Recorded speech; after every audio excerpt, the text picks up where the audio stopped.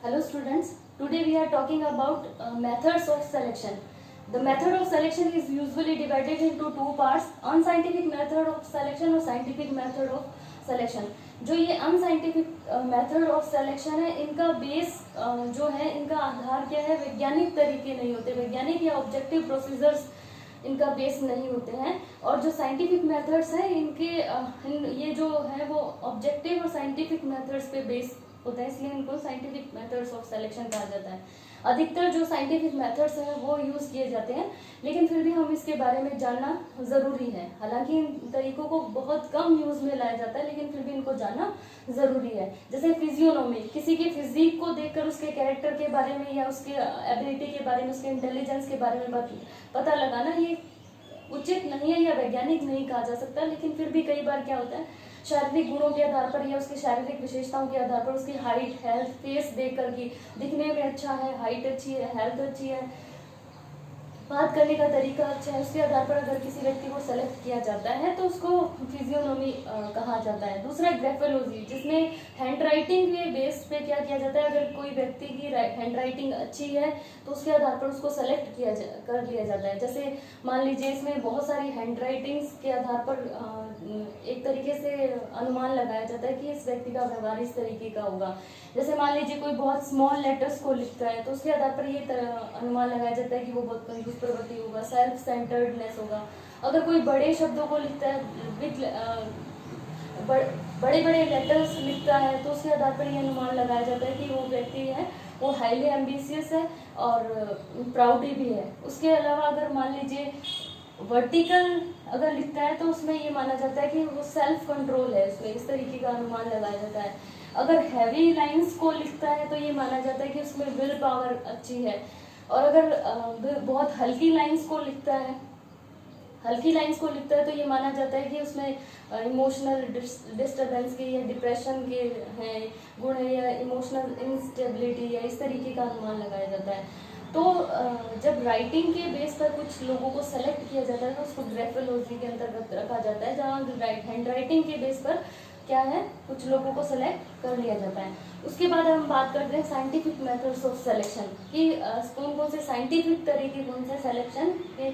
उसमें से सबसे पहला है फोटोग्राफ। कई बार क्या होता है, फोटोग्राफ के बेस पे भी सिलेक्शन कर लिया जाता है कि फोटो देख कर कि हाँ, हालांकि ये इसी से मिलता जुलता है, लेकिन वहाँ पर क्या किया जाता है, कुछ ऐसे सेक्टर्स भी होते हैं जहाँ पर ज़रूरी है कि इस तरीके के लोगों को रखा जाए। जैसे सेल्स में, जहाँ पर बहुत अधिक पब्लिक डीलिंग होती है, लोगों के साथ कांटेक्ट अधिक होता है, या इंश्योरेंस एजेंट जो होते हैं, मेडिकल एजेंट जो होते हैं, जिनको लोगों के साथ डीलिंग करनी होती है, वहाँ पर फोटोग्राफ के बेस पर कई बार वैज्ञानिक तरीके से, क्यों इसको वैज्ञानिक क्यों माना गया है, क्योंकि उसमें उसके और गुणों को भी देखा जाएगा, उसके साथ साथ उसके फोटोग्राफ को भी, और उसके फोटोग्राफ के अलावा उसके इंटेलिजेंसी को, उनको भी देखा जाएगा। लेकिन फिर भी अगर हम कहें कि फोटोग्राफ के आधार पर अगर हम किसी को सेलेक्ट करते हैं तो उसको भी वैज्ञानिक तरीका नहीं माना जा सकता। दूसरा है लेटर ऑफ एप्लीकेशन।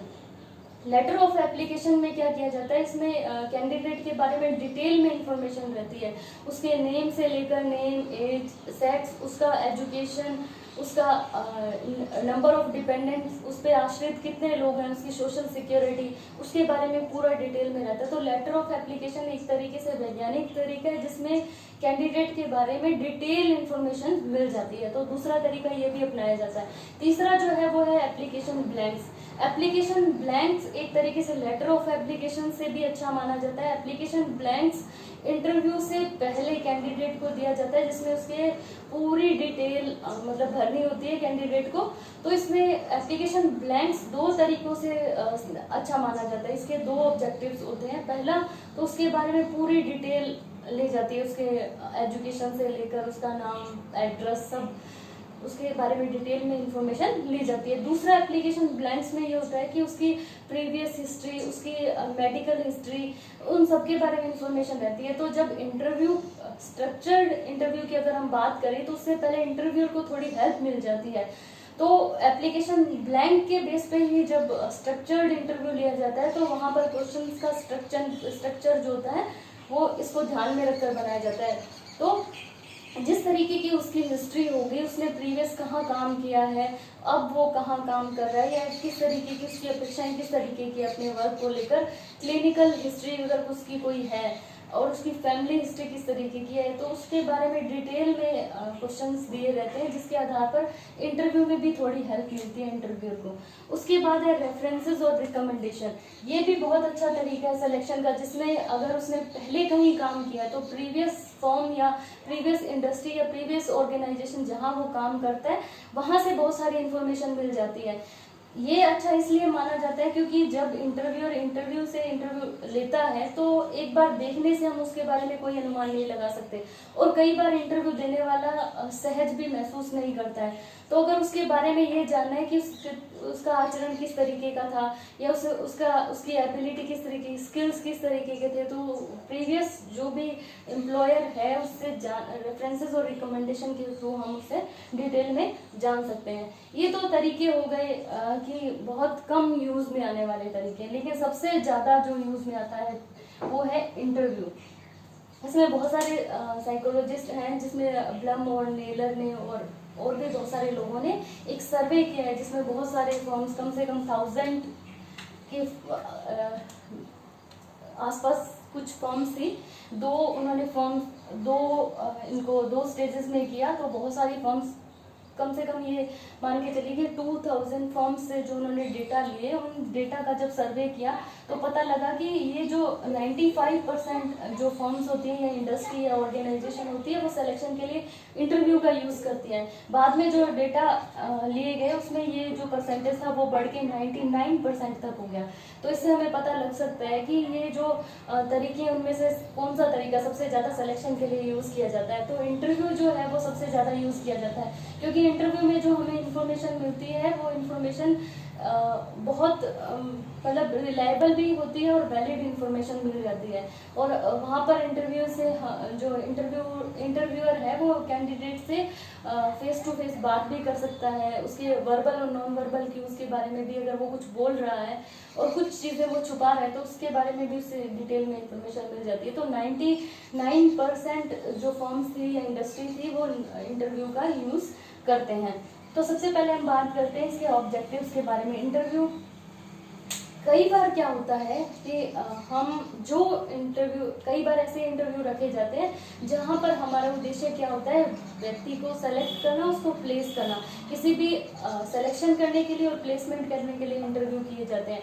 वो इसलिए किए जाते हैं कि हमें सही काम के लिए सही व्यक्ति मिल जाए, और जो व्यक्ति जिस काम के लिए बेहतर है उसे उसी काम में लगाया जाए।